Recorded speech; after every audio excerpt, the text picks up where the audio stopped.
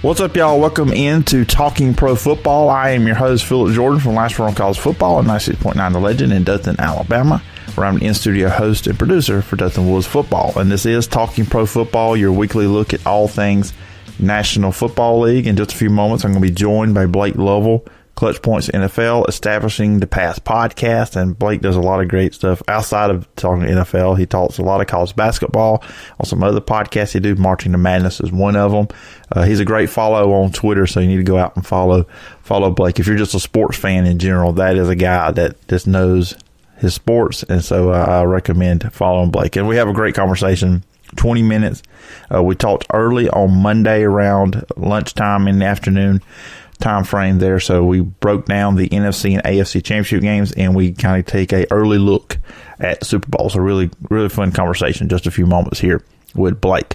Before we do that, let you guys know you can find me and the podcast. You can find me on social media at PJordanSEC. The show is on Twitter as well at Talking NFL Pod. So please give the Twitter account for the show a follow, trying to get that Twitter account going.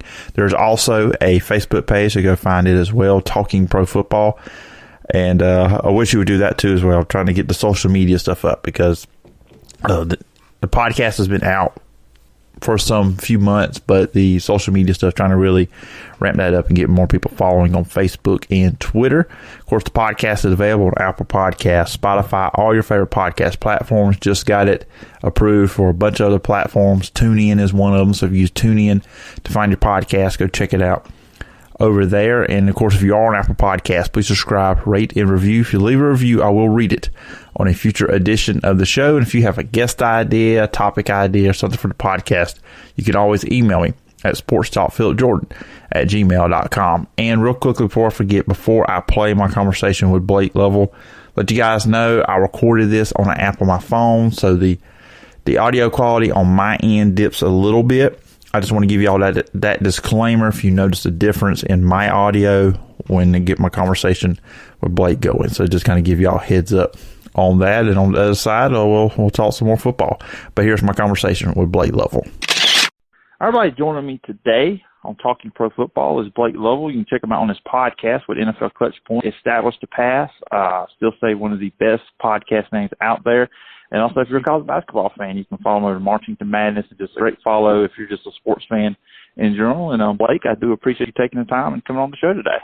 Yeah, good to talk to you as always, Phillip. And, I think establish the pass. That is something we've seen for some of these teams that are still in the NFL playoffs right now. So establishing the run is not the thing now. I think you have to establish the pass to run the ball the way the NFL works. Yeah, seems like it with a lot of these teams. And, as we said, we've got two teams that they like to pass a little bit in terms of what they've been able to do in the playoffs thus far. So, we're going to jump in both these games individually while I have you on here. But just overall, is this a matchup you saw coming, or do you think we're going to have two different teams here as we went into the weekend?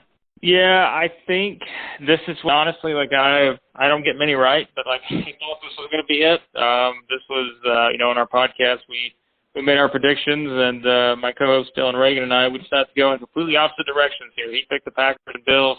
I went with the Chiefs and the Bucks. As I told him, I think picking the Bucks was one of those things where, to be honest with you, if there was anyone else under center for the Bucks, I probably would have picked the Packers.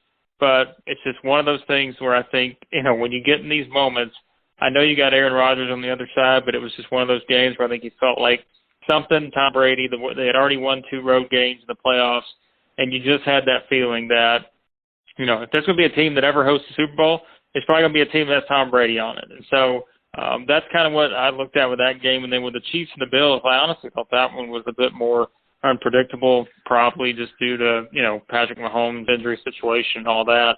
And really, as the game started, you're looking up and oh man, is this going to be something where the Bills just going to run away with this thing?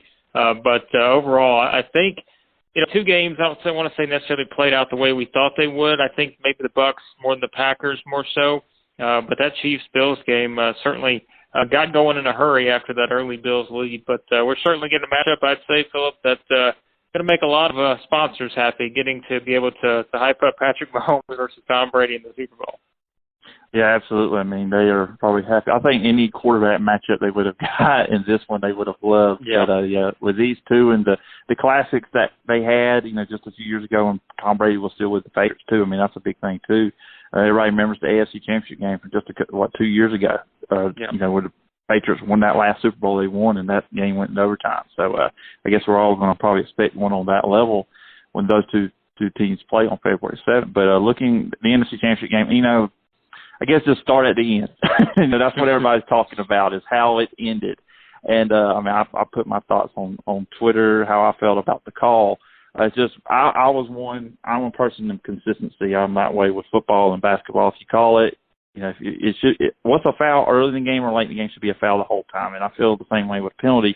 And that holding call against Kevin King in that situation, they haven't been calling that all game. So that's where my issue is with it. I believe that is a penalty, that is a flag, that is holding, that is pass interference. Where are you on this? Because that's obviously where everybody's kind of talking about. We're recording this on Monday, after the game.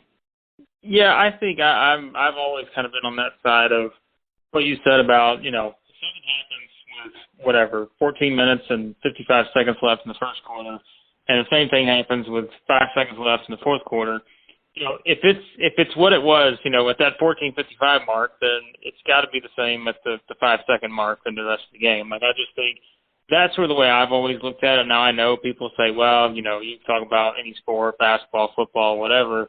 We got to let them play, those kind of scenarios, games on the line, got to let the players decide it, not the referees and all that. But, the rule book exists for a reason, right?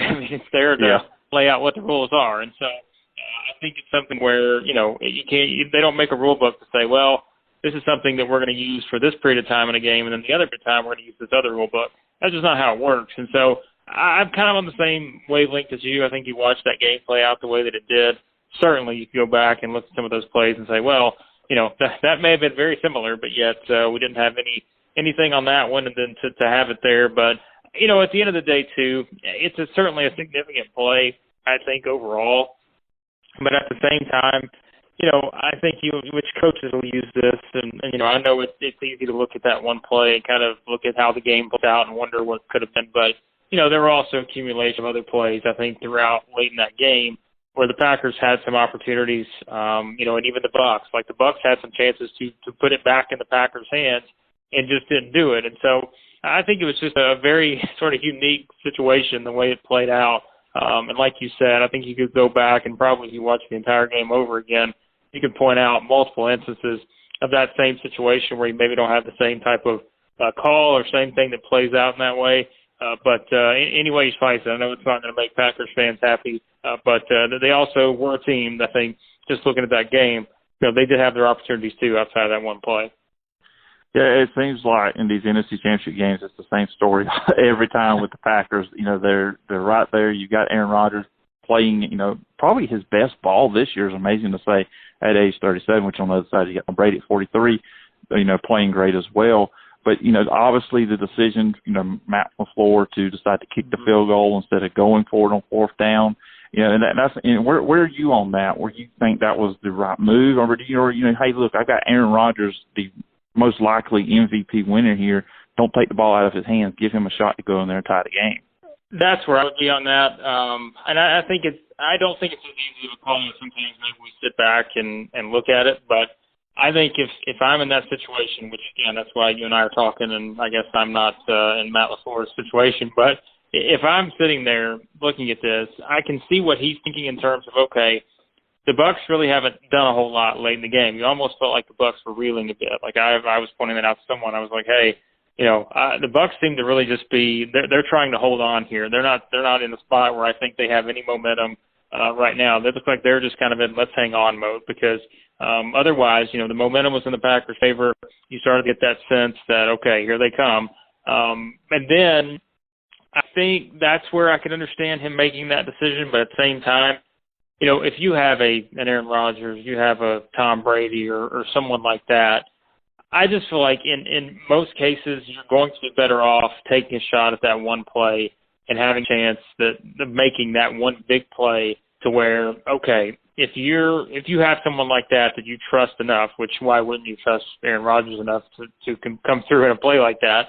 I think you just take that chance because otherwise, it's such a big play either way. I know, his sense is probably, look, if we don't get it, then the momentum, the Bucs haven't had any momentum in a while. That completely changes the game, and maybe they get all the momentum back. But I think you still take that opportunity to just take a chance because, knowing that you may not get another chance. Like I said, the way the game played out, that's kind of where it was. And so we can all, I guess, play, armchair quarterback and all that, but I just have always been of the thought that if you have a Hall of Fame player that you feel like you can put in that position to make that one play versus, again, a team that is sort of reeling a little bit and doesn't have the confidence they had maybe earlier in the game and even earlier in the third quarter, I think you take that opportunity and just see what it gets. You kind of have to roll the dice. And you know what? Completely different scenarios, but the Chiefs have a lot of success because they roll the dice a lot. And I think, if they read in that same situation, is he going to kick a field goal or is he going to put Patrick Mahomes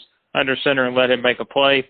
I don't think that much of a difference in terms of the two players that we're talking about here. So if I'm the Packers, I maybe just take a chance and say, hey, let's give our quarterback a chance to make a big play here and have a chance to get right back in the game. We talked about earlier the opportunities Packers missed. I mean, they had 3 Tom Brady interceptions. You only get 7 points off of them. But that's kind of where I want to go with next in our conversation is, everybody's going to talk about Tom Brady getting to his 10th Super Bowl, and I'm not here to rain on that parade. But I think, in my opinion, the story on Sunday in this game was also the Bucs defense because those were momentum-shifting plays when the Packers were getting those interceptions. At that time, I was thinking, okay, look out, the Packers are coming back.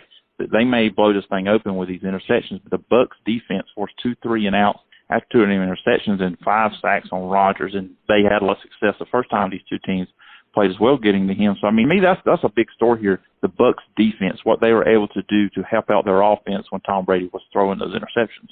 Yeah, and I thought whenever, when he signed there, and I think a lot of people were talking about, well, this is it. Like, this is what they had to have to get there, and you could, you understand why. Like, you just throw Tom Brady in the mix, and they eventually had all these other offensive players that they had. I mean, they already had Mike Evans, they already had Chris Godwin, you had Gronk and Fournette and all those guys. I mean, Antonio Brown's come in and played well, all those different things. But the thing was, if you go back to last year, the Bucs defense, the improvement of the Bucs defense last year was, I thought, one of the biggest things for them. And of course, they weren't a playoff team. They weren't a team that a lot of people were talking about after the season until Brady signed. But there was noticeable improvement, I think, just looking at that defense. But to take it from last year to this year, there's been an even more significant improvement for them in terms of what they've been able to do. And that has been such a big part of this because, let's face it, too, like Tom Brady hasn't been perfect this year. There have been times where Tom Brady has not looked great at all throughout this season. Now, he certainly looked much better in terms of looking at what he's done in the playoffs. And really, he's played pretty well. I know he had the interceptions against the Packers, but I think some of those were not necessarily his fault. But overall, like, this defense has been exactly what they needed to complement what the offense can do. And I think that's the biggest thing.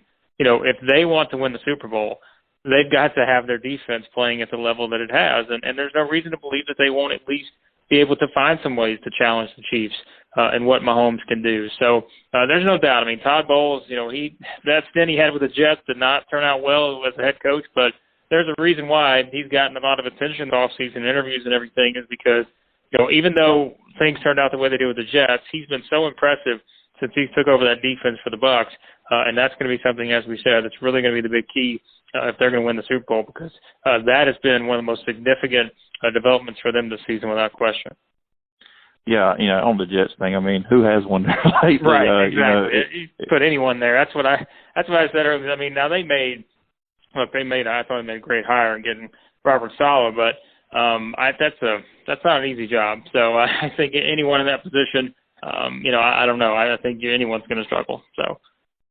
Yeah, you talk about, the Chiefs, and that's who the Buccaneers were playing Super Bowl, and they defeated Buffalo 38-24 in coming that game. And I was kind of wondering, okay, it wasn't really a concussion with Mahomes I was worried about. It was, the foot. How would he do with that? And obviously he showed no signs of that ball him on Sunday, going 29 of 38 for 325 and 3 touchdowns. And with Tyreek Hill and Travis Kelce, I mean, their offense was, it almost looked like peak Chiefs on Sunday.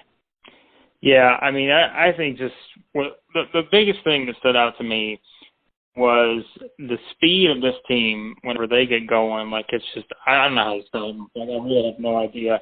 They were showing all the stats and stuff about Tyreek Hill, and what was it? I think he had almost 21 miles an hour or something on that big play he had there. I don't remember how many yards it wound up being, but it's like, when you have a guy like that can do what he does, and, having him once again go over 100 yards, Travis Kelce goes over 100 yards, and they've been that back-to-back games now.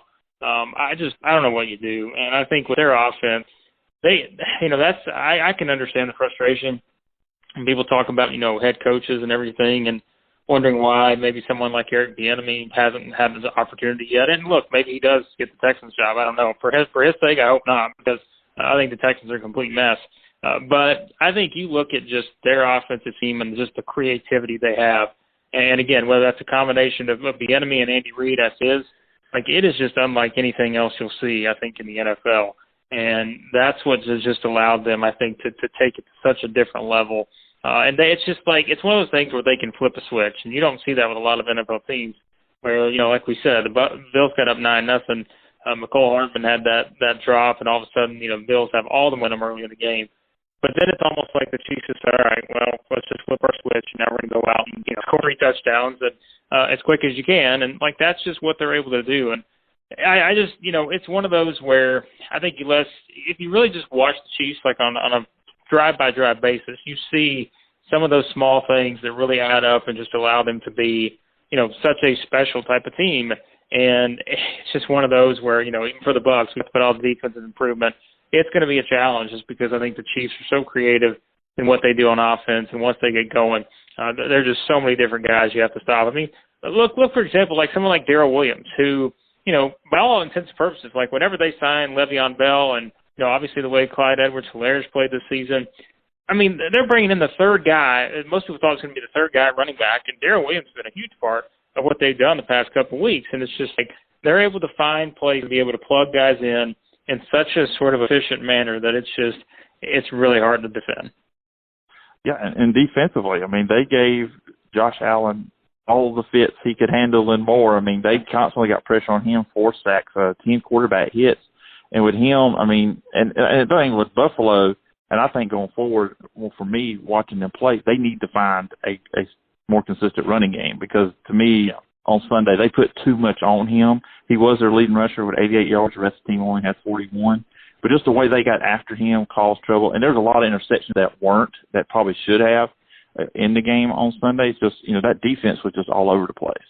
Yeah, and I don't think, Josh Allen certainly did not have his best game. And I think we said going in, he had to, I think, for them to be able to play to that level, against the Chiefs offense. And so I think because of that, like you said, that's the biggest thing for the Bills. The Bills' defense, too, this year, it was not as good as we expected it to be. And I thought that was one of the things. I mean, look, they went 13-3. Like, they were by no means a bad team, but I think just the defense was maybe still not to that exact level we thought they could be at because the offense sort of had to bail them out in some of those cases.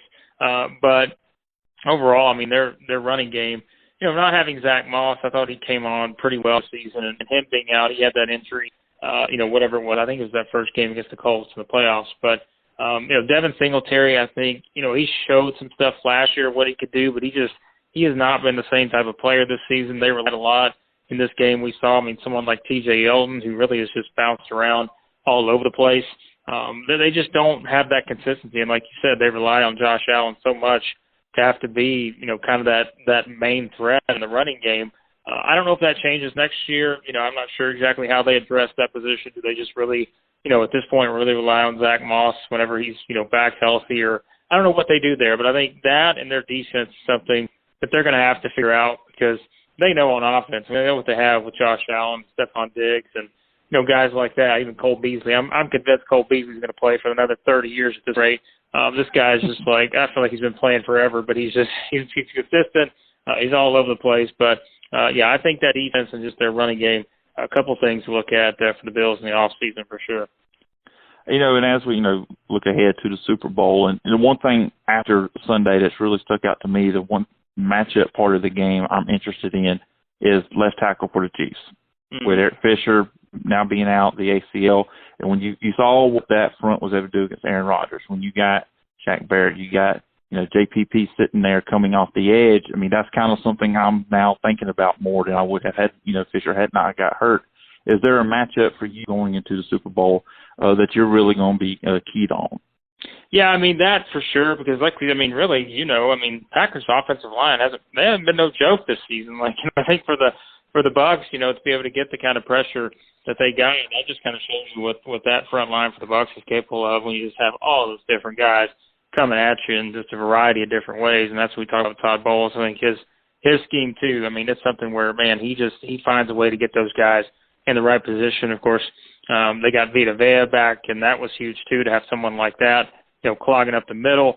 So the Bucks defense, I think, going up against, that offensive line, like you said, Fisher is significant. I also think it's interesting, though, to look at that Bucks defense, because we talked about, they were almost felt like they were hanging on against the Packers, and we know part of that was injury situation too, because they had, a couple key guys go out with injuries late in that game. Antoine Winfield didn't even play, and then you had the injury late. I don't know why I'm forgetting. I know exactly what it is, but my name is escaping me right now. But you had somebody else go out late in that Packers game with the injury, and it's just, I think as long as they can get their secondary healthy, you're going against the Chiefs, you need a healthy secondary, don't you? Because you got to have that. And so I think in that scenario, you've got to look at that matchup and say, okay, if the Bucks can get, these guys back and be able to be healthy enough, because there's going to be a lot of different things, that the Chiefs are going to be able to do here over the next couple of weeks in terms of being able to, scheme and figure out different things that they can do. And that's, the Chiefs with a couple of weeks to prepare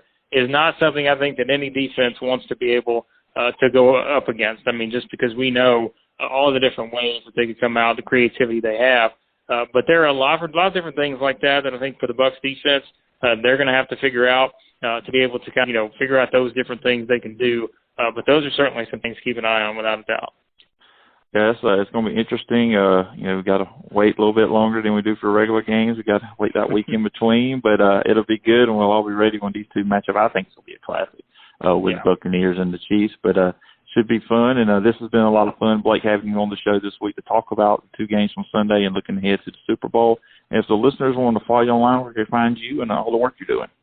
Yeah, I appreciate it, Phillip. Thanks for having me on. And like you said, we do the Established the Past podcast. You can find out any podcast app you use. We do a couple episodes a week, and it's a lot of fun this time of year to be able to kind of look at that and everything going on in the NFL. And then, for everything else, you can follow me on Twitter at the Blake Lovell. And I was just trying to think of the name. It was Jordan Whitehead. That's the one that left against the Packers. So those two guys for the Bucs safeties, they need to be able to have those guys ready to go because that Patrick Mahomes guy, he's pretty good from what I hear. He's just good. I think he may make it in the National Football League. He just might make it. But anyways, Blake, once again, I do appreciate the time, and I hope we can do some again sometime down the road.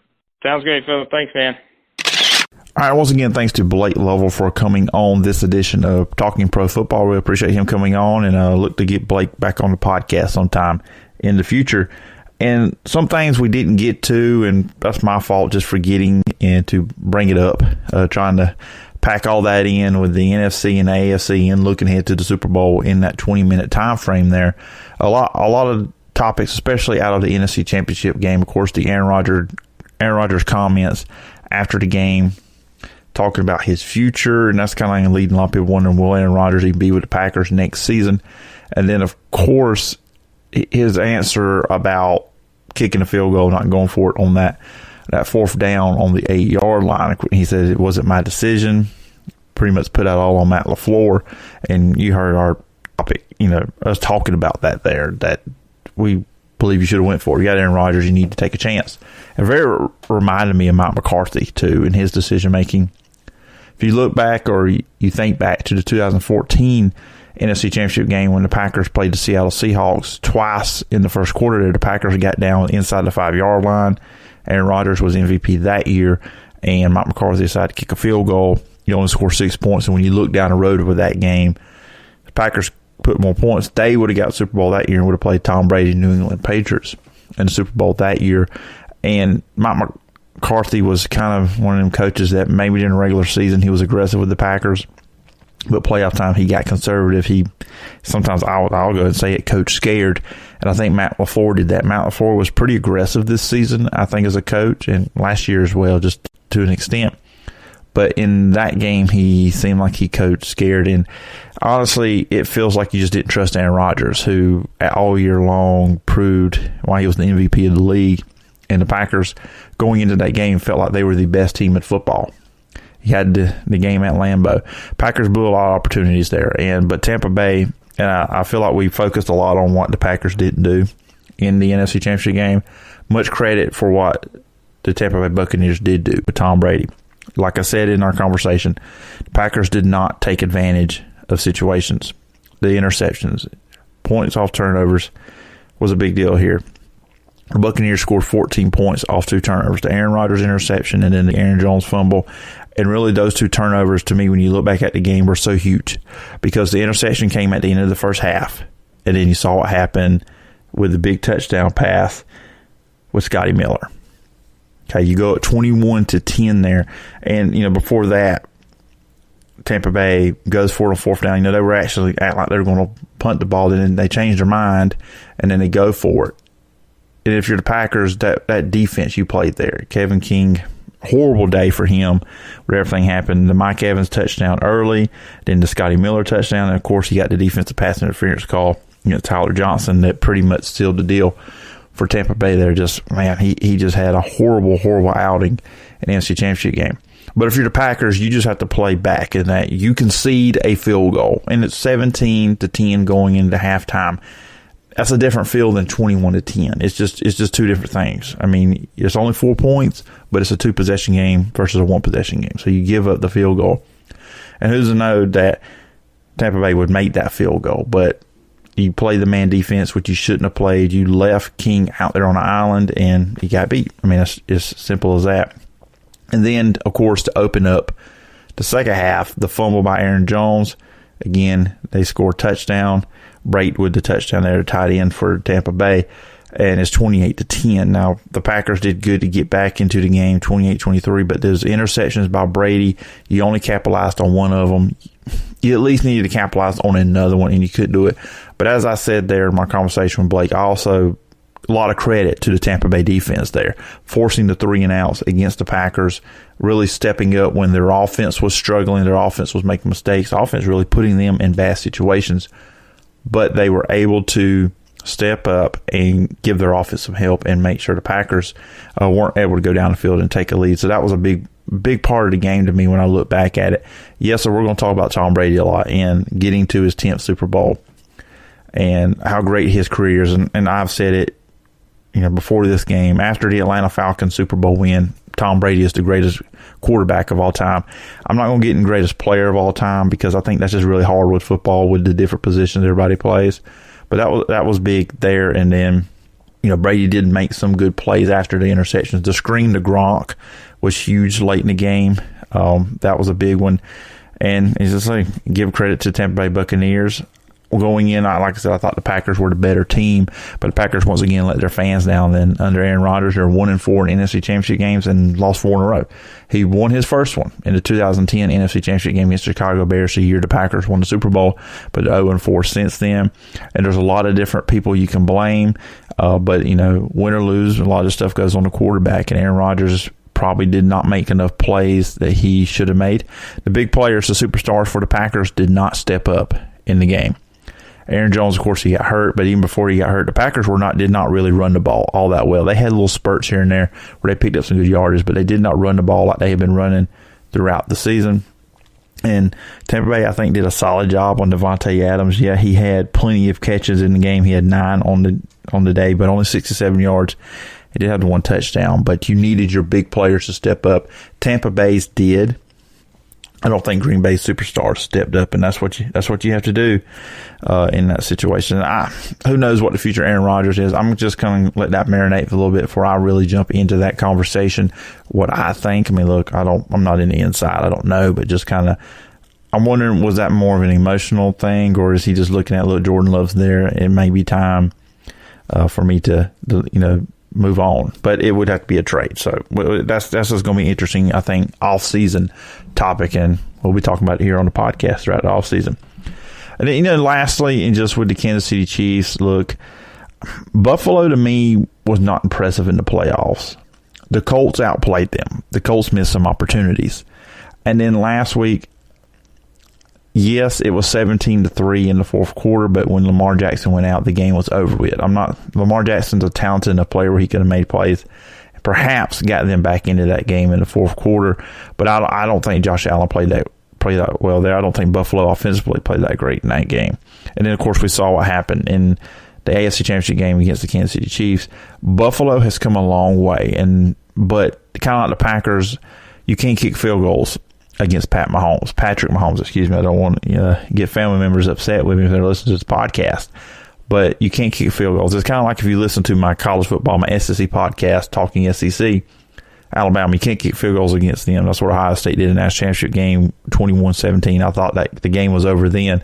Once they decided to kick a field goal, it was over. When you go up against teams like this, you got to have guts. You've got to just throw everything out the window, what you've been doing, playing it safe, all that stuff. You've got to go for in these situations. In Buffalo, particularly at the end of the first half, a long drive, over 4 minutes, and you kick a field goal 21-12. You were down 21-9. You should have went for it there. You should have tried to go in and score a touchdown because a completely different feel. Just like I said with the Packers, if it was 17-10 instead of 21-10, if you're down 21-16 or 21-15, 21-17, wherever they would have went with the extra point situation, that's a different feel going into the locker room, and they just didn't do it. McDermott, I think him, just like Matt LaFleur, coach scared. You coach not to lose, not to win. And in the playoffs, Andy Reid, against him, you have to coach to win. He's going to go for a fourth down. We've seen it here in the playoffs. And the same thing with the decisions by Bruce Arians, particularly that 4th and 3, they went for it instead of punting the ball to the Packers in that first half in the NFC Championship game. So it's just the two teams playing the Super Bowl were willing to take those risks, and they made the plays, but they were willing to make those plays, willing to take those risks. And that's a big reason why they're playing in the Super Bowl on February 7th. And I think that's going to do it, guys, for this edition of Talking Pro Football. Hope you enjoyed the podcast. Please subscribe, rate, and review. Trying to get this one hitting as good as my other podcast, Talking SEC, does. So I hope everybody, if you're listening to this podcast, if you enjoy it, please retweet it, share it on Facebook, all that good stuff. I really would appreciate it if you do that. Remember, you can follow me on social media at PJordanSEC. You can find the show on Twitter at Talking NFL Pod. Of course, the podcast on Apple Podcasts, Spotify, and all your favorite podcast platforms. And if you're on Apple Podcasts, please subscribe, rate, and review. I will have an episode next week. We'll be previewing the Super Bowl more in depth, what we did here today. But I hope you enjoy it. And check out Talking SEC later in the week. I am scheduled to be joined by Chris Gordy, who is the host of the Locked On SEC podcast. Hope everybody has a great rest of their week. I'll talk to you next week. Bye-bye.